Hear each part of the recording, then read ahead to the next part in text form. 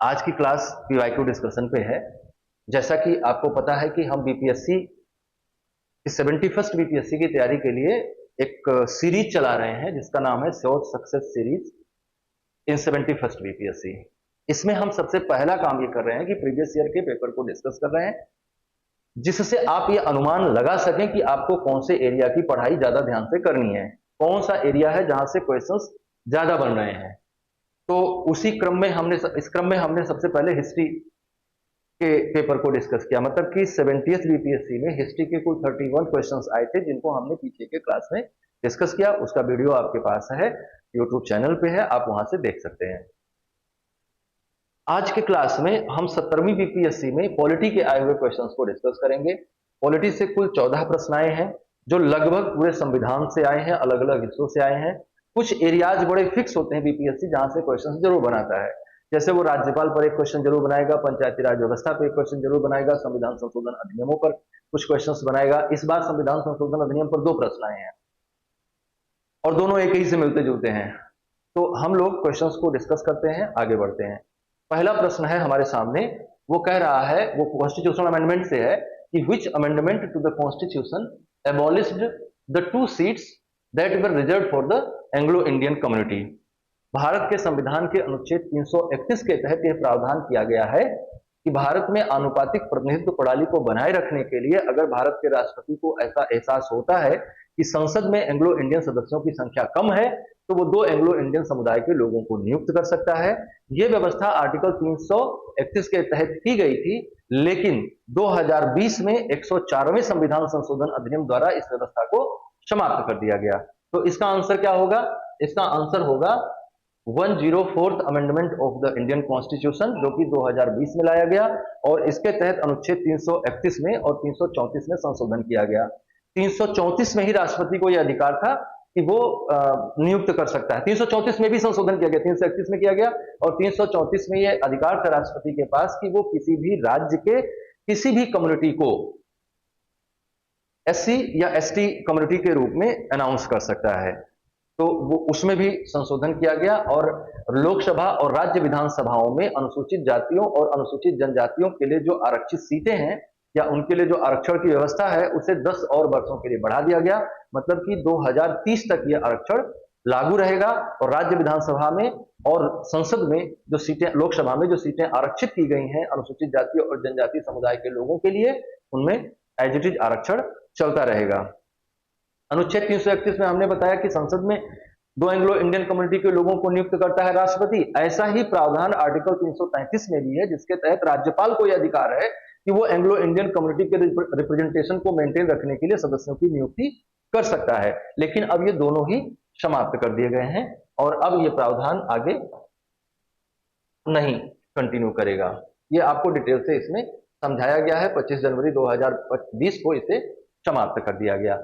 हम 104वें संविधान संशोधन में कुछ और बातें हमने आपको बताई कि शेड्यूल्ड कास्ट और शेड्यूल्ड ट्राइब्स के लिए जो रिजर्वेशन था लोकसभा और स्टेट लेजिस्लेटिव असेंबलीज में, वो अनदर 10 ईयर्स के लिए कंटिन्यू कर दिया गया है, उसमें कोई बदलाव नहीं किया गया। हालांकि nomination of two Anglo Indian members was abolished by the 104th amendment of the Indian constitution, वो समाप्त कर दिया गया है। कुछ और ऑप्शन में था इसमें जिसपे भी हम लोगों को बात करनी चाहिए। 100वां संविधान संशोधन अधिनियम भी ऑप्शन में था। तो 100वां संविधान संशोधन अधिनियम लाया गया 2015 में, जिसके द्वारा भारत और बांग्लादेश के बीच में भूमि के आदान प्रदान को लेकर जो 1974 का समझौता था उसमें संशोधन करके कुछ और भूमियों का आदान प्रदान बांग्लादेश के साथ किया गया 100वें संविधान संशोधन अधिनियम के द्वारा। एक ऑप्शन था 102वां संविधान संशोधन, इसके ये 2018 में लाया गया और इसके तहत राष्ट्रीय पिछड़ा वर्ग आयोग को संवैधानिक दर्जा दिया गया। इसके अतिरिक्त अनुच्छेद 342 ए को भी शामिल किया गया इस संशोधन में, जिसके तहत राष्ट्रपति किसी राज्य या केंद्र शासित प्रदेश में पिछड़े वर्गों की पहचान करने का अधिकार है राष्ट्रपति के पास। यह प्रावधान इसमें शामिल किया गया। 108वां संविधान संशोधन अधिनियम भी हमारे विकल्प में था। 108वां संविधान संशोधन अधिनियम लोकसभा और राज्य विधानसभाओं में महिलाओं को 33% आरक्षण दिए जाने से संबंधित है। यह आरक्षण लागू होगा अगले विधानसभा के चुनाव से, मतलब 2026 के बाद से। अब चलते हैं प्रश्न नंबर 2 पे, जो कि जुड़ा हुआ है पंचायती राज व्यवस्था से। यह प्रश्न कह रहा है कि आर्टिकल 243 जे, अनुच्छेद 243 जे Which of the following can make provision to maintenance of accounts by panchayat? पंचायतों द्वारा अपने खातों के रखरखाव का प्रावधान करने संबंधी नियम किसके द्वारा बनाया जाएगा, ये प्रश्न कर रहा है। आपके सामने है चार ऑप्शन। पार्लियामेंट बना सकता है कानून, स्टेट लेजिस्लेचर बना सकता है, डिस्ट्रिक्ट कलेक्टर बना सकता है, या स्टेट फाइनेंस कमीशन बना सकता है। इसका आंसर क्या होगा? इसका आंसर होगा राज्य विधानमंडल इस तरह का कानून बना सकता है। जो आर्टिकल 243 जे है, ये संविधान के 73वें संविधान संशोधन अधिनियम के द्वारा लागू किया गया, जो कि 73rd amendment of Indian constitution act पास किया गया था 1992 में, जिसके द्वारा भारतीय संविधान में भाग 9 अनुसूची 9 जोड़ी गई, जिसमें पंचायतों का प्रावधान किया गया है। आर्टिकल 243 जे क्या कहता है? The legislature of state may by law make provision with respect to the maintenance of account by the panchayat and auditing of the such account. तो उस अकाउंट की लेखा परीक्षा करना, उस खाते के पंचायतों के अकाउंट का लेखा परीक्षण करना और पंचायतों के अकाउंट को सुरक्षित रखने संबंधी जो भी नियम बनेंगे वो कौन बनाएगा? पंचायती, वो बनाएगा राज्य विधानमंडल, क्योंकि पंचायती राज्य व्यवस्था राज्य सूची का विषय है और राज्य सूची के विषय के कारण से ये अधिकार पंचायतों को, ये अधिकार राज्य विधानमंडल को दिए गए हैं। तो खातों की खाता लेखा परीक्षण करना और उन लेखों को सुरक्षित रखना, इन सबकी जिम्मेदारी इसके पास है ना। ये आगे बताया गया है कि state legislature is empowered by the constitution to make क्या चीज? To make laws related to how panchayat should maintain their accounts. पंचायतें कैसे अपने खातों की सुरक्षा करें, क्या क्या उनमें पैसे कहां से आ सकते हैं, और दूसरा है कि provide rules and procedure for auditing also. तो उनका लेखा परीक्षण कैसे किया जाएगा, यह भी इसमें सुनिश्चित किया जाएगा। इनमें और जो विकल्प दिए गए थे उसमें एक विकल्प है पार्लियामेंट। क्योंकि पंचायती राज व्यवस्था राज्य सूची का विषय है, इसलिए उस पर कोई भी कानून बनाने का अधिकार पार्लियामेंट को नहीं दिया जा सकता। एक ऑप्शन है डिस्ट्रिक्ट कलेक्ट्रेट। तो डिस्ट्रिक्ट कलेक्ट्रेट क्या है? वो कोई विधायी संस्था नहीं है। डिस्ट्रिक्ट कलेक्ट्रेट क्या है? वो एक नियामक संस्था है। वो पंचायत के चुनावों को विनियमित करती है, पंचायत के चुनावों को कंडक्ट करवाती है। अगर किसी पंचायत में प्रधान का पद खाली हो जाता है, ग्राम प्रधान या मुखिया का पद खाली हो जाता है, तो उसे वो फिर से री इलेक्शन कंडक्ट करवा सकता है बचे हुए टेन्योर के लिए। तो अधिकार है उसके पास, लेकिन लेखा परीक्षण या लेखों को सुरक्षित रखने का अधिकार, अकाउंट्स को सुरक्षित रखने का अधिकार उसके पास नहीं है। स्टेट फाइनेंस कमीशन की जहां तक बात है, तो ये एक रिकमेंडेटरी बॉडी है, और रिकमेंडेटरी बॉडी क्या करती है? Under article 243I it gives advice to financial devolution but does not legislate or frame rules for account maintenance. राज्य वित्त आयोग कहां से पैसे आएगा और वित्त जो राजस्व के स्रोत हैं उनका बंटवारा कैसे किया जाएगा पंचायतों के बीच, इसकी सलाह देता है। तो सही आंसर क्या होगा? सही आंसर होगा राज्य विधायिका। राज्य विधायिका के पास ये अधिकार है कि वो नियम कानून बनाए। अब आगे चलते हैं क्वेश्चन नंबर 3 पर। क्वेश्चन नंबर 3 जो है वो चुनाव के नियमों से संबंधित है। मार्च 2024 में कुछ इसमें बदलाव किए गए थे, वहां से ये क्वेश्चन है, जिसमें पूछ रहा है कि what is the eligibility age after the changes made in March 2024 for senior citizens to vote by postal ballot. Postal ballot से, डाक मतपत्र से मतदान करने के लिए बुजुर्गों को छूट दी गई है। तो 2024 में इसकी आयु सीमा में कुछ परिवर्तन किए गए थे। तो वो परिवर्तन करने के बाद अब किस उम्र के लोगों को डाक के द्वारा अपना मत देने का अधिकार दिया गया है? पहले ये 80 साल की उम्र थी, लेकिन अभी इसको बढ़ाकर क्या कर दिया गया है? 85 साल कर दिया गया है, 85 ईयर्स कर दिया गया है। करेक्ट आंसर होगा ऑप्शन ए। क्या है ये सारी बात, क्या इसके प्रोविजंस हैं, ये देखिए आप। इन मार्च 2024 द इंडियन गवर्नमेंट, मार्च 2024 में भारत सरकार ने रूल 27A, ये रूल 27A किसका है?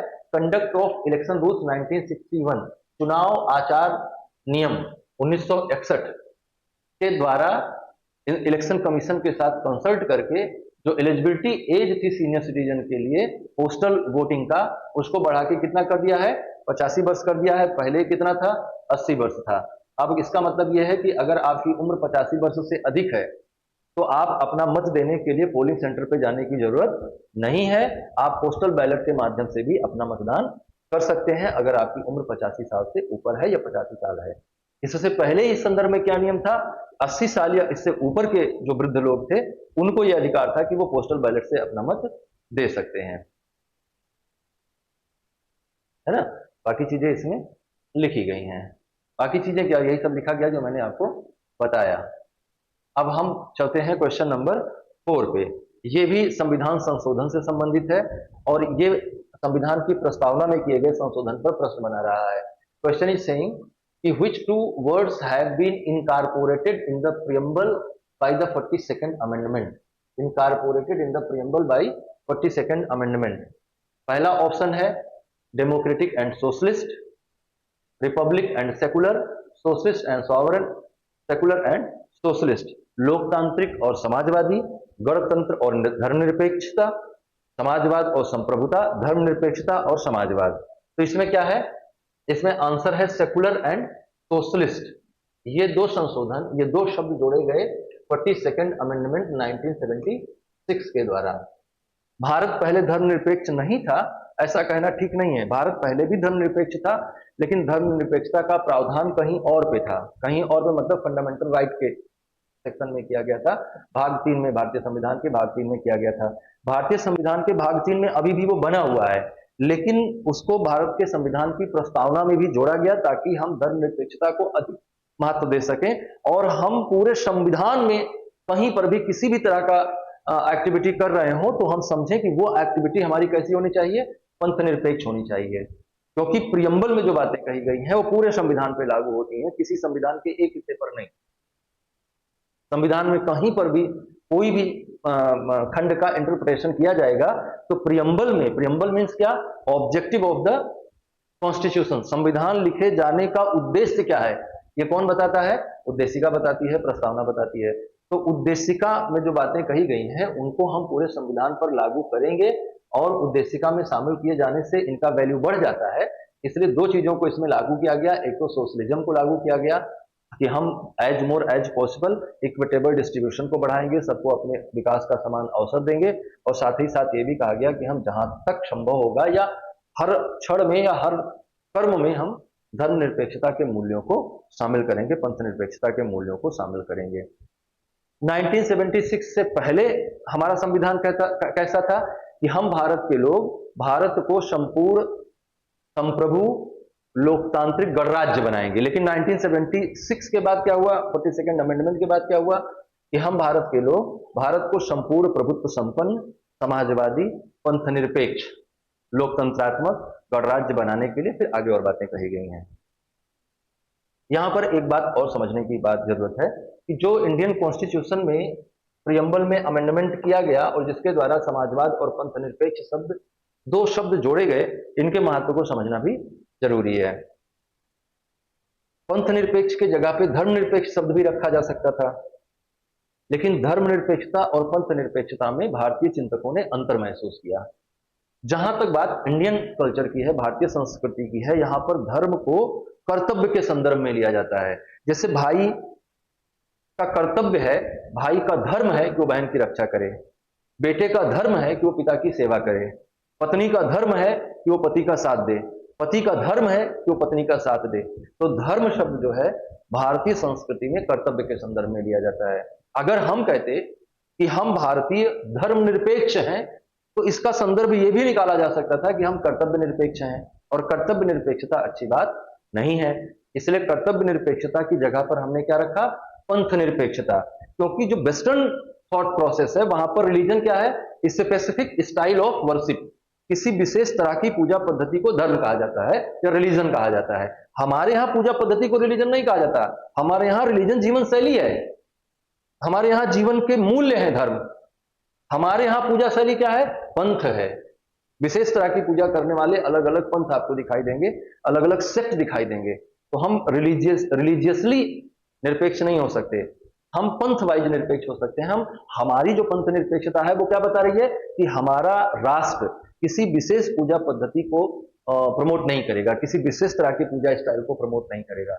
लेकिन एज रिलीजन इज कंसर्न, जो इंडियन कंटेक्स्ट में धर्म का मतलब है कि जो हमारे ड्यूटीज हैं, जो हमारे वैल्यूज हैं, जो हमने लंबे समय से सिविलाइजेशनल वैल्यूज डेवलप किए हैं, उनके प्रति हमारे मन में कोई निरपेक्षता का भाव नहीं रहेगा। हम उनके प्रति सापेक्ष रहेंगे, उनके प्रति सम्मान रखेंगे, उनको अपनी प्रैक्टिस में ले आएंगे, उनको हम लोगों के बीच प्रचारित करेंगे, लोगों को उनके अनुसार आचरण करने के लिए कहेंगे, उसमें हमारी कोई निरपेक्षता नहीं रहेगी। तो हम क्या हैं? पंथ निरपेक्ष हैं, धर्म निरपेक्ष नहीं है। इस बात को एकदम समझने वाली बात है, क्योंकि वर्तमान समय में ये बहुत ज्यादा डिबेटेबल है कि हम धर्म निरपेक्षता के मूल्यों से थोड़ा डाइवर्ट हो रहे हैं। तो हमें ये क्लियर होना चाहिए कि हम धर्म निरपेक्ष हैं, हम धर्म निरपेक्ष नहीं हैं, हम पंथ निरपेक्ष हैं। हम पूजा पद्धतियों का समर्थन नहीं करते हैं। दूसरा, अच्छा, हमारा राज्य जो है कोई धर्म का पालन नहीं करेगा, हमारा कोई ऑफिशियल रिलीजन नहीं होगा, and treats all religions equally, और हम सभी धर्मों का, सभी पंथों का समान रूप से सम्मान करते हैं। और वैसे भी जो हिंदुइज्म है, ये दुनिया के सभी धर्मों का बराबर सम्मान करता है। यही हमारा हिंदुइज्म हमको सिखाता है। जो हिंदुत्व है वो कभी किसी भी धर्म का, किसी पूजा व्यवस्था का, किसी पद्धति का, किसी व्यक्ति का, किसी मान्यता का कभी विरोध नहीं करता है। वो सभी को बराबर समझता है। और हिंदू माइंड सेट जितना लिबरल हो सकता है, दुनिया का कोई धर्म उतना लिबरल नहीं है। दुनिया के सभी धर्मों ने संप्रदायवाद के नाम पे ऐसा खून खच्चर किया है, चाहे वो इस्लाम हो, चाहे वो क्रिश्चियनिटी हो, चाहे वो कोई और रिलीजन क्यों ना हो, सब ने अपने ही धर्म के लोगों को मारा काटा है। कैथोलिक ने प्रोटेस्टेंट को मारा है, सिया ने सुन्नियों को मारा है, लेकिन आपने कभी नहीं सुना होगा कि शैवों ने वैष्णवों को मारा है, या वैष्णवों ने शैवों को मारा है, या शैवों वैष्णवों ने मिलकर शाक्त को मारा है, या शाक्त धर्म को मानने वाले लोगों ने शैव वैष्णव को मारा है। ऐसा इंडिया में कभी नहीं सुनेंगे, क्योंकि इंडिया का धर्म ही सब कुछ स्वीकार करने से विकसित होता है। स्वीकृति के प्रति जो हमारी स्वीकृति है, एक्सेप्टेंस के प्रति हमारी जो एक्सेप्टेंस है, वो दुनिया में किसी भी धर्म को उससे सीखना चाहिए। दूसरा मुद्दा है सोशलिस्ट। तो समाजवादी होने का क्या आशय है? समाजवाद का मतलब क्या है? तो समाजवाद का तो मतलब है कि आर्थिक उत्पादन के सभी साधनों और आर्थिक उत्पादन से होने वाले लाभ को समान रूप से वितरित किया जाए सभी में, यही समाजवाद है। Which is quite impossible in any administrative setup. जो अपने आप को कहते हैं कि हम साम्यवादी हैं, वो भी साम्यता नहीं ला पाए आज तक। तो फिर क्या समझे हम समाजवाद को? तो इंडियन सोशलिज्म जो है, भारतीय समाजवाद जो है, वो इंडिया स्टाइल सोशलिज्म है, भारतीय प्रकार का समाजवाद है, जिसमें हम ये कहते हैं कि हम भारत के सभी लोगों को उनके विकास का समान अवसर प्रदान कराएंगे, अवसरों की समानता देंगे और सामाजिक स्तर की समानता देंगे। यह हमारा समाजवाद है। और जहां तक संभव होगा हम इक्विटेबल डिस्ट्रीब्यूशन को बढ़ाने का प्रयास करेंगे। इसीलिए जब हमने यहाँ सोशलिज्म शब्द जोड़ा, उसी टाइम पे हमने डीपीएसपी में भी आर्टिकल जोड़ा कि हम इक्विटेबल डिस्ट्रीब्यूशन को बढ़ावा देंगे। तो हमारा समाजवाद वैसा समाजवाद नहीं है जैसा चाइना का समाजवाद है, या जैसा और दूसरे देशों में तथाकथित समाजवाद है। हालांकि समानता स्थापित करना बहुत बड़ा मुद्दा है, लेकिन अगर स्थापित हो तो ये बहुत अच्छी बात है। और जो ऑप्शंस हैं उनको हम यहाँ पे आपके साथ डिस्कस करेंगे। Democratic and socialist. Democratic was already there before the amendment. जो ऑप्शन कह रहा था कि डेमोक्रेटिक और सोशलिस्ट सही होना चाहिए, ये नॉट करेक्ट है। Republic and secular. Republic was also already in the original text, इसलिए भी सही नहीं है। Socialist and sovereign. Sovereign was already there, तो वो भी सही नहीं है। तो इस बात को ध्यान में रखिए और अगले क्वेश्चन पर आ जाइए। क्वेश्चन नंबर है 5। ये लोकसभा चुनावों से संबंधित है और ये करंट अफेयर्स का भी क्वेश्चन हो सकता है ना, क्योंकि जिस समय ये पेपर हुआ उस समय ये करंट अफेयर्स था। In which Lok Sabha seat one of the India's particularly vulnerable tribal group. Particularly vulnerable tribal group को हम पीबीटीजीज कहते हैं, vulnerable particularly vulnerable tribal groups. Shompen. अब इसमें 2 क्वेश्चन आपको मिल सकते हैं। एक क्वेश्चन तो ये पूछा जा सकता है कि सोमपेन ट्राइब्स कहां पाई जाती है, और दूसरा क्वेश्चन जो आपके सामने ये है कि Shompen tribe for the first time exercise their democratic rights to vote in April 2024। April 2024 में भारत के विशेष रूप से कमजोर जनजातीय समूहों में से एक सोमपेन ने पहली बार किस लोकसभा सीट पर मतदान के अपने लोकतांत्रिक अधिकार का प्रयोग किया? यह आपका प्रश्न है। ये आपके ऑप्शंस हैं। त्रिपुरा ईस्ट सीट पर, विजिंगराम सीट आंध्र प्रदेश पर, सूरा सीट पर, या अंडमान एंड निकोबार सीट पर। तो अगर आप ज्योग्राफी जानते हैं तो पॉलिटी सही हो जाएगी, पॉलिटी जानते हैं तो ज्योग्राफी सही हो जाएगी। कैसे? क्योंकि अगर आप जानते हैं कि सोमपेन ट्राइब जो है वो अंडमान निकोबार आइलैंड पर पाई जाती है, तो ये आंसर आप लगा ले जाएंगे। और अगर आप ये जानते हैं कि सोमपेन ने पहली बार 2024 में अपने मताधिकार का प्रयोग अंडमान निकोबार लोकसभा सीट पर किया, तो आप ये जान जाएंगे कि वो अंडमान निकोबार में पाई जाती है। तो सब ज्ञान एक दूसरे के साथ जुड़ा हुआ है। ज्ञान सिर्फ ज्ञान है ना, उसको आप अलग अलग जो क्लासेज में हम लोग बांटते हैं, इससे हमें अध्ययन की सुविधा तो होती है, लेकिन ये बहुत क्लियर कट बंटवारा नहीं है, एक साथ जुड़ी हुई है सब चीजें, है ना। तो इसमें बताया गया है कि अप्रैल 2024 में सोमपेन जनजाति ने सबसे पहली बार अपने मताधिकार का प्रयोग किया, और उन्होंने ये वोटिंग कहां करी, 2024 के लोकसभा इलेक्शन में करी, अंडमान निकोबार सीट पे करी। 7 मेंबर्स ऑफ सोमपेन ट्राइब, 7 सदस्यों ने मतदान किया, और पोलिंग स्टेशन नंबर 411 पर किया, है ना। और उनके लिए एक जो पोलिंग नंबर 411 थी, उसका नाम रखा गया था सोमपेन हट, और वहीं पर इन लोगों ने अपना हिस्टोरिक स्टेप लिया और मतदान में शामिल हुआ। मतलब यह है कि ये ट्राइब धीरे धीरे करके क्या हो रही है, सिविलाइजेशन की ओर आ रही है। और जो सबसे बड़ा हमारा सिविलाइजेशनल वैल्यू है अभी तक का, वो ये है कि हमने एडमिनिस्ट्रेशन में डेमोक्रेसी ढूंढ के निकाली है। ये हमारा सिविलाइजेशनल वैल्यूज में सबसे बड़ी अचीवमेंट है, क्योंकि इससे फिर बहुत सारी चीजें हमारे लिए जुड़ गई हैं। अगर हम हम और अच्छे डेमोक्रेटिक हो जाएं, मन से डेमोक्रेटिक हो जाएं, तो हम और बेहतर यूनिवर्स बना सकते हैं। लेकिन अभी हमारे सिद्धांतों में डेमोक्रेसी है, इलेक्शन प्रोसीडिंग में डेमोक्रेसी है, ये हमारे माइंडसेट में भी आ जाए तो हम और बेहतर दुनिया बनाने में सफल होंगे।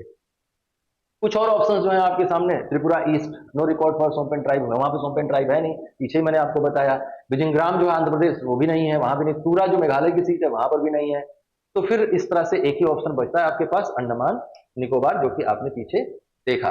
अब आते हैं क्वेश्चन नंबर 6 पे। क्वेश्चन नंबर 6 जो है, ये पार्लियामेंट से जुड़ा हुआ है, और संसद आपके लिए बहुत इंपॉर्टेंट टॉपिक है। पार्लियामेंट बहुत इंपॉर्टेंट टॉपिक है।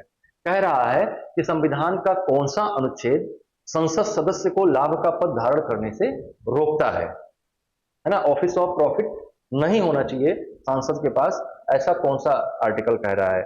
आपके पास ऑप्शंस कई सारे हैं, लेकिन इनमें से सही ऑप्शन क्या है, ऑप्शन डी, आर्टिकल 1021A।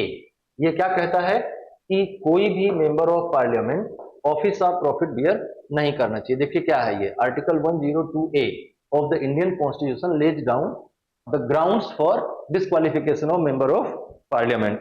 सांसदों की अयोग्यता का आधार कौन निर्धारित करता है, तो आर्टिकल 102 करता है। 102 ये कहता है कि कोई व्यक्ति संसद के किसी भी सदन का सदस्य चुने जाने के लिए किन किन कंडीशंस में अयोग्य होगा।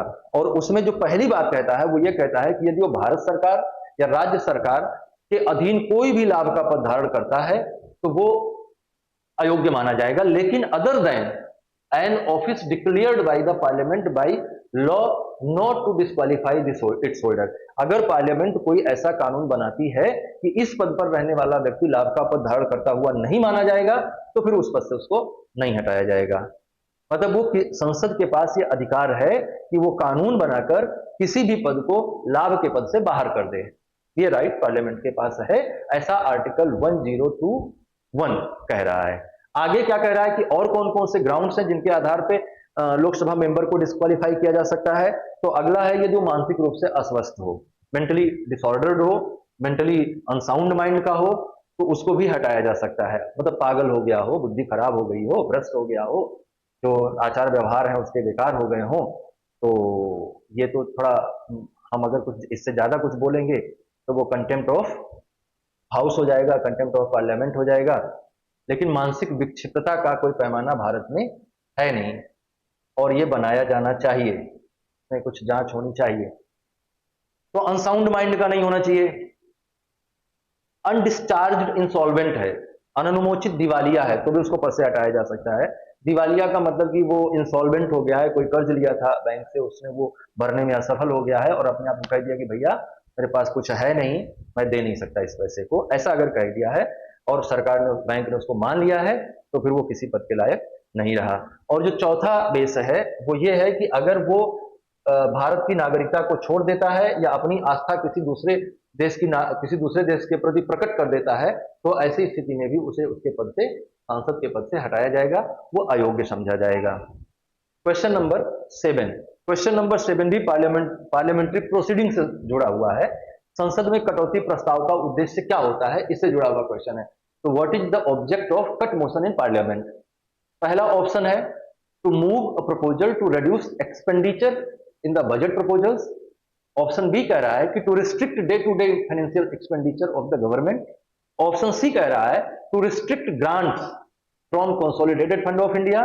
और ऑप्शन डी कह रहा है कि to restrict the grants of the government. Option A कह रहा है कि बजट प्रस्तावों में व्यय को कम करने संबंधी प्रस्ताव पेश करना, यह उद्देश्य होता है कटौती प्रस्ताव का। दूसरा ऑप्शन कह रहा है कि सरकार के दिन प्रतिदिन के वित्तीय व्यय को प्रतिबंधित करने के उद्देश्य से लाया जाता है। ऑप्शन सी कह रहा है कि भारत के संचित कोष से, समेकित कोष से अनुदान को प्रतिबंधित करने के लिए लाया जाता है। और चौथा कह रहा है कि सरकार के अनुदान को प्रतिबंधित करने के लिए लाया जाता है। इनमें से ऑप्शन ए सही है। बजट कटौती प्रस्ताव क्यों लाया जाता है? To move a proposal to reduce expenditure in the budget proposal. Budget proposal क्या है? बजट प्रपोजल भारत की संचित निधि और जो भारत की लोक लेखा है, यहां से पैसे निकालकर खर्च करने के लिए सरकार को प्रतिवर्ष संसद के समक्ष एक वार्षिक वित्तीय विवरण प्रस्तुत करना पड़ता है, जिसका प्रावधान अनुच्छेद 112 के तहत किया गया है। आर्टिकल 267, 266, आर्टिकल 266, 267 और 267 ए के तहत भारत सरकार के अकाउंट्स हैं, जिनमें एक अकाउंट है जिसे हम भारत की संचित निधि कहते हैं, एक अकाउंट है जिसे लोकलेखा कहते हैं, और एक अकाउंट है जिसे कंटिजेंसी फंड कहते हैं। पैसे पब्लिक के हैं, इसलिए पब्लिक से पूछे बिना निकाले नहीं जा सकते, और पब्लिक से इंडिविजुअली हर पब्लिक से पूछना तो पॉसिबल है नहीं, इसलिए पब्लिक के जो रिप्रेजेंटेटिव बैठे हैं पार्लियामेंट में, उनसे पूछे बिना सरकार पैसे विड्रॉल नहीं कर सकती है, और उन्हीं से पूछने की प्रक्रिया का नाम बजटिंग है। तो आप ही के प्रतिनिधि, आप ही का कोई प्रतिनिधि जो विपक्ष में बैठा है वो क्या कहेगा? नहीं भाई, ये पैसे ज्यादा है, इसको कट किया जाए। और इसी तरह का प्रस्ताव जब आएगा तो हम उसको कट मोशन कहेंगे। बजट के प्रावधानों में बजट को जो आवंटन दिया गया उसमें कम करने के लिए जो प्रस्ताव लाया जाता है उसको हम कट मोशन कहते हैं। कट मोशन की कुछ विशेषता होती है, चूंकि ये बजट पर बात हो रही है, तो बजट है तो बजट केवल लोकसभा में ही रखा जा सकता है। तो ये ऐसा संसदीय उपकरण है जिसका लोकसभा में ही प्रयोग किया जाता है, और केंद्रीय बजट के अनुदान मांगों की चर्चा के दौरान किया जाता है। जब अनुदान मांगे पेश की जाती हैं तो उस टाइम पे कटौती प्रस्ताव लाया जाता है कि आपने जो अनुदान मांग प्रस्तुत करी है इसमें कटौती की जानी चाहिए। और ये जो कटौती करने का प्रोविजन है, कटौती करने का प्रावधान है, वो भारतीय संविधान में 3 तरह की कटौती के बारे में बताया गया है। इनको भी जरा आप देख लीजिए। एक को कहा जाता है पॉलिसी कट मोशन, या इसको हम हिंदी में कहते हैं नीतिगत कटौती प्रस्ताव। नीतिगत कटौती प्रस्ताव का मतलब क्या होता है? Demands that the amount of demand be reduced to ₹1, है ना, 1 रुपए कम कर दिया जाए अनुदान की राशि को, ऐसी मांग करने वाला अगर कोई प्रस्ताव लाया जाता है जिसको हम क्या कहते हैं? ये पॉलिसी कट मोशन है, नीतिगत कटौती प्रस्ताव है। इसका उद्देश्य क्या होता है? डिसअप्रूवल एक्सप्रेस करना, मतलब कि जो पॉलिसी आपने बनाई है, जहां पैसा खर्च करने जा रहे हैं, इसके प्रति विपक्ष आपको समर्थन नहीं दे रहा है, इसका ये मतलब होता है। दूसरा है economy cut motion. Economy cut motion को हम कहते हैं कि ये हिसाब किताब करने वाला कट मोशन है। Reduce the amount of demand for specific economic reasons to suggest that expenditure can be curtailed. अगर विपक्ष को यह लगता है कि जिस मद में पैसा खर्च किया जा रहा है, तो जितना अमाउंट खर्च किया जा रहा है इसमें कटौती की जा सकती है, तो इसको हम इकोनॉमिक कट मोशन कहेंगे। टोकन कट मोशन होता है, जिसे सांकेतिक कटौती प्रस्ताव कहते हैं। ये 100 रुपए कट करने के लिए कहता है, तो ये 100 रुपए कट करने के लिए कहेगा, ये एक सर्टेन अमाउंट ऑफ मनी को कट करने के लिए कहेगा, और ये 1 रुपए कट करने के लिए कहेगा। 1 रुपए कट करने के लिए कह रहा है तो वो क्या है? नीतिगत कटौती प्रस्ताव है। अगर वो 100 रुपए कट करने का प्रस्ताव कर रहा है तो वो क्या है? सांकेतिक कटौती प्रस्ताव है।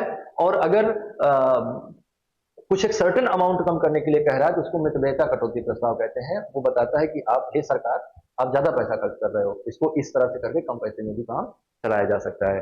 तो इसको आप जानते रहिए कि तीनों कटौती प्रस्तावों को बहुत इंपॉर्टेंट हैं, और पार्लियामेंट बहुत ही इंपॉर्टेंट है। जो दूसरे ऑप्शन है वो क्यों नहीं सही है, कि आपको इसमें बताया गया है कि जो daily to restrict day to day financial expenditure of the government, daily expenditure are regulated by rules and appropriation, not by the cut motion. उनको वहां से कर to restrict grant from consolidated fund, all grants come from the consolidated fund, but cut motion aims to reduce specific demands. वो एक particular demand पे लागू होगा, जबकि हमने आपको पीछे बताया कि जितने भी अनुदान मांगे हैं वो कहां से आएंगी? सारी की सारी कंसोलिडेटेड फंड से आएंगी, जिसका प्रावधान भारतीय संविधान के अनुच्छेद 266 के तहत किया गया है, जिसमें भारत सरकार द्वारा जितना भी टैक्स और नॉन टैक्स रेवेन्यू कलेक्ट किया जाता है वो सब उसमें जाता है। भारत सरकार की जो इनकम होती है वो किस में जाएगा? भारत के संचित कोष में जाएगा। भारत सरकार की जो उधारियां वो किस में जाएंगी? पब्लिक अकाउंट में जाएंगी। तो ये थोड़ा आपको ध्यान देने वाली बात थोड़ा नहीं, बहुत ज्यादा ध्यान देने वाली बात है, और बहुत ध्यान से इसको सुनिए। और आप हमारा एक और निवेदन स्वीकार करें कि इसको ज्यादा से ज्यादा लोगों में प्रचारित प्रसारित करें, ताकि बहुत सारे लोग इससे लाभान्वित हो सकें। और जो मेन मोटिव है इसको काम को करने का, कि ज्यादा से ज्यादा लोगों को जोड़ा जा सके, तो उस पर्पज को भी हम मीट आउट कर सकें। अगले क्वेश्चन पे चलते हैं, जो कि है क्वेश्चन नंबर 8। ये कह रहा है, ये कॉन्स्टिट्यूशनल डेवलपमेंट से प्रश्न है, 1935 की गवर्नमेंट ऑफ इंडिया एक्ट से है। इसको मैंने हिस्ट्री वाले में भी लिया था, क्योंकि हिस्ट्री का भी पार्ट है constitutional development. History mother of all subjects है ना, तो वो सब विषय जो है इतिहास में आ जाते हैं, तो ये भी चला जाता है इतिहास में।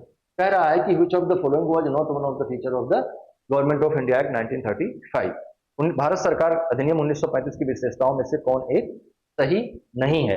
पहला ऑप्शन कह रहा है गवर्नर जनरल की कार्यकारी परिषद का पुनर्निर्माण, दूसरा ऑप्शन कह रहा है प्रांतीय स्वायत्तता, तीसरा कह रहा है 1935 के अधिनियम का मूल्यांकन, और चौथा कह रहा है भारत संघ का प्रस्ताव। तो इसमें इनकरेक्ट आंसर है, मतलब इनकरेक्ट ऑप्शन है और करेक्ट आंसर है appraisal of the act of 1934। इस पर डिटेल डिस्कशन हमने हिस्ट्री वाले लेक्चर में किया है, बाकी यहाँ पर लिखा हुआ है, आप देख लीजिएगा इसको, है ना। प्रोविंशियल गवर्नमेंट लाने का प्रोविजन किया गया था, वायसराय की एग्जीक्यूटिव काउंसिल को भी चेंज किया गया था, उसको भी रिफॉर्म किया गया था, और भारत को एक संघीय राज्य व्यवस्था में परिवर्तित करने का भी प्रयास किया गया था, लेकिन ये लागू नहीं हो पाता है। अगला क्वेश्चन पहले क्वेश्चन से मिलता जुलता है। पहला क्वेश्चन जिस अमेंडमेंट से था वही क्वेश्चन फिर से गलती से पूछ लिया गया है 17वीं बीपीएससी में, या इंटेंशनली पूछ लिया गया है, जो भी है। What is the position of representation of Anglo Indian community in Lok Sabha? ये पूछ रहा है कि लोकसभा में एंग्लो इंडियन समुदाय के प्रतिनिधित्व की स्थिति क्या है। ऑप्शन ए कह रहा है कि 104वें संविधान संशोधन द्वारा नामांकन को समाप्त कर दिया गया है। ऑप्शन बी कह रहा है राष्ट्रपति द्वारा 2 एंग्लो इंडियन लोगों को नामित किया जाता है। तीसरा ऑप्शन कह रहा है इन्हें उनकी जनसंख्या के अनुपात में नामित किया जाता है। चौथा कह रहा है कि राष्ट्रपति द्वारा एंग्लो इंडियन को नामित किया जाता है। ये सारे ऑप्शन गलत हैं, इनमें से केवल ए ऑप्शन सही है ना। 1/4 अमेंडमेंट के द्वारा इनके नामांकन की व्यवस्था को समाप्त कर दिया। क्योंकि इस पे पहले भी हम लोगों ने बात करी है, तो इसको आप थोड़ा अपने हिसाब से देख लीजिएगा, स्लाइड को पढ़ लीजिएगा, और हम लोगों ने पहले प्रश्न के डिस्कशन में इस प्रश्न पे चर्चा करी थी। अब हम लोग आ गए हैं क्वेश्चन नंबर 10 पर। प्रेसिडेंट से जुड़ा हुआ क्वेश्चन है और थोड़ा अप्लाइड क्वेश्चन है, ध्यान से देखिए। Among the following who has been speaker of Lok Sabha prior to his election as president of India? Bharat के राष्ट्रपति के रूप में चुने जाने से पहले निम्नलिखित में से कौन लोकसभा के अध्यक्ष के रूप में काम कर चुके हैं? तो आपके पास ऑप्शन है ज्ञानी जैल सिंह, बीबी गिरी, वेंकट बाराहगिरी, नीलम संजीव रेड्डी और एपीजे अब्दुल कलाम। इनमें से आप ज्ञानी जैल सिंह के बारे में जानते हैं कि ये भारत के कभी भी लोकसभा अध्यक्ष नहीं रहे। बीबी गिरी भी भारत के उपराष्ट्रपति रहे, लेकिन लोकसभा अध्यक्ष नहीं रहे। एपीजे अब्दुल कलाम भी लोकसभा अध्यक्ष नहीं रहे। नीलम संजीव रेड्डी 17 मार्च 1967 से 19 जुलाई 1969 तक लोकसभा के छठे अध्यक्ष के रूप में कार्यरत रहे, और बाद में 1977 से 1982 के कार्यकाल के लिए इन्हें भारत का राष्ट्रपति भी चुना गया। तो सही आंसर क्या है? नीलम संजीव रेड्डी, है ना। ये लोकसभा स्पीकर भी रहे, और लोकसभा स्पीकर रहने के साथ साथ ये बाद में 1977 से 1982 के लिए कार्यकाल के लिए भारत के राष्ट्रपति भी चुने गए। तो ये बात आप ध्यान में रखेंगे, और इस तरह के प्रश्न में कोई बहुत व्याख्या की जरूरत होती नहीं है। ये कब से कब तक कहाँ रहे वो हमने आपको बता दिया।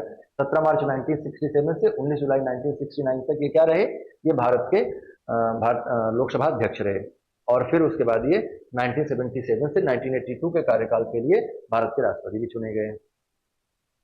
बाकी के बारे में आप जानते हैं। क्वेश्चन नंबर 11 पे आते हैं। क्वेश्चन नंबर 11 जो है वो कह रहा है कि भारतीय राष्ट्रीय ध्वज को संविधान सभा द्वारा किस तिथि को अपनाया गया? तो संविधान सभा 9 दिसंबर 1946 से अपना काम शुरू कर देती है, और पहली बैठक उसकी 9 दिसंबर 1946 को दिल्ली के संसद के सेंट्रल हॉल में आयोजित की जाती है, जहां उसका शपथ ग्रहण समारोह होता है। प्रोटेम स्पीकर उनको शपथ दिलाते हैं, उसके बाद वो काम करना शुरू कर देती है। और 22 जुलाई 1947 को, मतलब कि 15 अगस्त से थोड़ा सा पहले, आजादी के थोड़ा सा दिन पहले, हमने एक ध्वज को, एक झंडे को हमने नेशनल फ्लैग के रूप में मान्यता दी। ये नेशनल फ्लैग जो है ये कांग्रेस के फ्लैग से जुड़ा हुआ था, कांग्रेस के फ्लैग से प्रभावित था।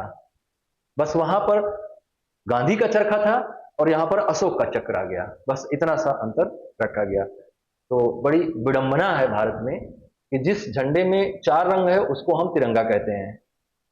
चौथा रंग जो है वो नेवी ब्लू कलर का चक्र है। इसमें जो केसरिया रंग है वो भारतीय राष्ट्रीय आंदोलन के दौरान और भारत की सांस्कृतिक राजनीतिक समृद्धि को यहां तक लाने के लिए जो लोगों द्वारा बलिदान किया गया है उनके प्रति ये सम्मान का प्रतीक है। और हरा रंग जो है वो दिखाता है कि जिस भूमि का नाम भारत है वो अथाह संपत्ति से भरी हुई है और वहां सब कुछ उपलब्ध है। और सफेद रंग दिखाता है कि यहाँ पर बहुत शांति है। और चक्र दिखाता है कि यहाँ प्रगति है और हमारी शांति, प्रगति, त्याग और संपन्नता के जो मूल्य हैं वो समुद्र के बराबर गहरे हैं, ऐसा दिखाता है नेवी ब्लू कलर चक्र का। और वो 24/7 हम लगातार प्रगति की ओर बढ़ रहे हैं, ये हमारा झंडा दिखाता है। पर ये विडंबना है, ये चौरंगा होने के बावजूद हम उसको तिरंगा कहते हैं। 22 जुलाई 1947 को इसको एक्सेप्ट किया गया। The constituent assembly of India adopted tricolour as the national flag of independent India 22 July 1947। तो ये कांग्रेस से प्रभावित था। Flag of the Indian national Congress designed was based on flag of Indian national Congress with the spinning wheel replaced by the Ashoka Chakra, wheel of law. Ashok चक्र क्या है?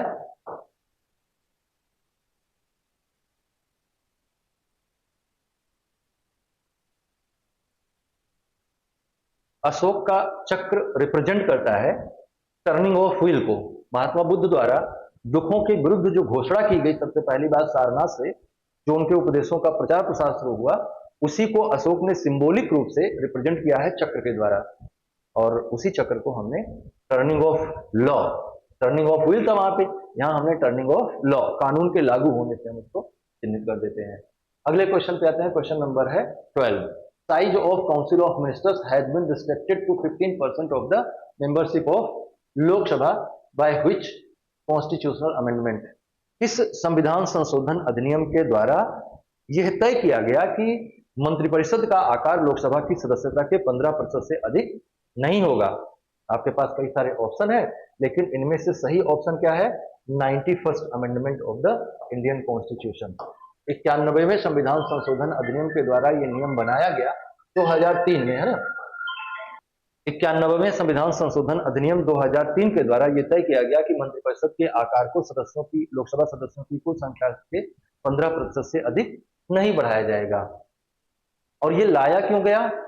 बहुत jumbo cabinet बनते थे और खासतौर से ये दौर था जिस समय जंबो कैबिनेट की सिचुएशन होती थी, ये दौर था दल बदलुओं का, ये दौर था कोएलिशन गवर्नमेंट का। तो कोएलिशन गवर्नमेंट में पद पाने के लिए नेता इधर से उधर अपना जंप खेला करते थे। तो नेताओं का तो आप जानते ही हैं, है ना, उनको थोड़ा सा लाभ हो तो वो आज जिस जगह पे खड़े हैं, जिसको आज वो गाली दे रहे हैं, कल उसको गले लगाने लगेंगे। तो उनका तो कोई दीन ईमान होता नहीं है नेता। दीन ईमान बेच दो तभी आप नेता बन पाओगे। तो उन्हीं को रोकने के लिए ये प्रावधान किया गया कि भाई इस तरह से चलना ठीक नहीं है। और भी जो ऑप्शंस दिए गए हैं उन पर भी आप बात कर लीजिए। 92nd अमेंडमेंट के द्वारा क्या किया गया? बोडो, डोगरी, मैथिली और संथाली को 8वीं अनुसूची में जोड़ा गया। बहुत इंपॉर्टेंट है, पूछा गया है आपके एग्जाम में पहले भी, है ना। और ये मैथिली को तो बीपीएससी वाले खास तौर से ध्यान रखें। 93rd अमेंडमेंट 2005 के द्वारा ये सोशल और एजुकेशनली बैकवर्ड क्लासेस को स्पेशल प्रोविजन देने के लिए इंस्टीट्यूशंस में, एजुकेशनल इंस्टीट्यूशन में नियम बनाए गए कि वो कैसे जो है वहां पर अपना पा सकते हैं। 95th अमेंडमेंट के द्वारा extended reservation of seats for एससीज, STs and Anglo Indians in Lok Sabha state assemblies वो बढ़ाया गया था, जिसे अब खत्म कर दिया गया, हालांकि एससी एसटी वाला अभी भी बना हुआ है। Question number 13। क्वेश्चन नंबर 13 हमने बताया कि राज्यपाल से है। राज्यपाल को किसी साधारण विधेयक को पुनर्विचार के लिए संबंधित राज्य विधानमंडल को कब तक वापस करना होता है, इस पर यह प्रश्न है। By which time governor has to return an ordinary bill to the concerned state legislature for reconsideration। तो भाई कितने समय भेजना होता है? ये क्या कह रहा है? रिटर्न एन ऑर्डिनरी बिल कह रहा है। तो क्या ऑर्डिनरी बिल में ऐसी कोई टाइम लिमिट बनाई गई है कि इतने टाइम के भीतर राज्यपाल को रिटर्न करना है? Then answer is no, there is no any limit. तो ऑप्शन सी सही होगा, no time limit is there. वहां ऐसी कोई समय सीमा निर्धारित नहीं की गई है कि साधारण विधेयक को राज्यपाल कितने दिन में पुनर्विचार के लिए वापस भेजेगा। यही स्थिति प्रेसिडेंट की है सेंटर में। देखिए क्या कह रहे हैं, कह रहा है संविधान, the constitution of India does not prescribe any specific time limit within which a governor must return an ordinary bill to the state legislature for the reconsideration। तो ऐसी कोई टाइम लिमिट डिसाइड नहीं की गई है। This discretion has sometimes led to indefinite delays by the governors in taking a decision on bill passed by the state legislature।